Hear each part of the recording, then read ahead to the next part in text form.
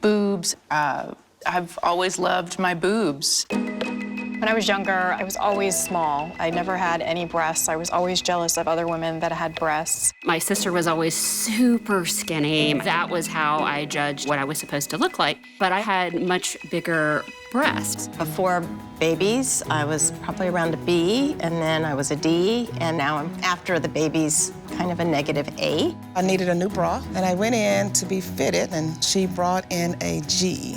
And I said, what is a G? When I had my first mammogram, I was embarrassed because I had been so self-conscious about my breasts.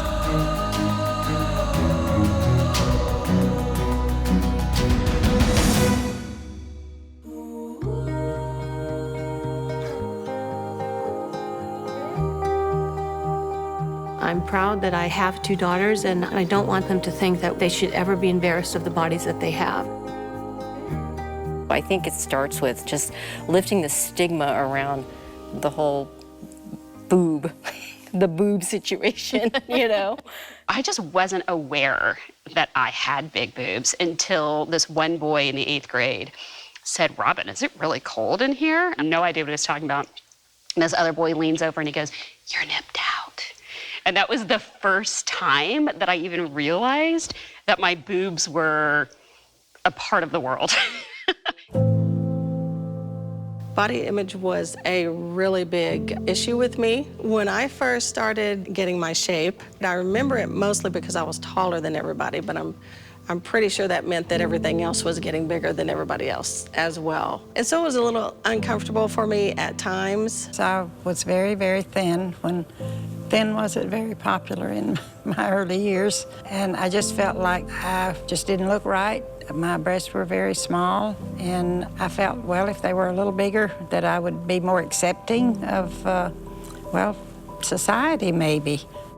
I was an early developer, so at age 11, I started hitting puberty and I ended up having large breasts. I was really very self-conscious about all of that. And so today, at age 56, I'm proud that I have not succumbed to the pressure to either get a breast reduction or to have them be perky or do any of those things. I think that we raise our children to have such confidence in who God created them to be, and then they get all those mixed messages from society. And when society starts jerking with them, that's whenever it starts really falling apart. And that's scary. It's awful. Think about that. Think about high school days, right? And it's like you're so judged. Right. So it took me a long, long time to be okay and true to myself. And now in business even, I'm a lot more true to myself than I've ever been. Yeah, as a business owner, it is difficult sometimes to be heard, because what if I do want to wear a low-cut blouse? Because I'm proud of myself. I'm proud of the way that I look, and I love the girls. I mean, I bought them for a reason. So, you know, I enjoy a low-cut blouse on occasion, but if I choose to wear that low-cut blouse, am I a bimbo? Am I seen as a bimbo? I don't see myself as a bimbo. Where's my voice then? There's a Korean spa, and the wet spaces where the water stuff is and the steam room and all that stuff, everyone is naked. It's just like, that's just the way it is. You just take your clothes off, everybody's naked.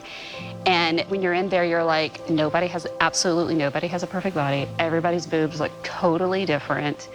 Everyone just like, all of the issues that we have are just sort of stripped away. You should do what makes you feel good and what makes you feel comfortable. Why wear a bra all the time, see? I wear a bra at work, but if you knock on my door after work, it is what it is. No cleavage showing? Hey. Whatever it is, it is. Whatever it is. So my daughter recently turned 4. She decided that she wanted to talk about boobs, and she asked me about mine. I think I would probably tell my daughter I want her to be more comfortable than I ever was, being familiar with my body and talking about it. And I was raised in such a modest sort of family.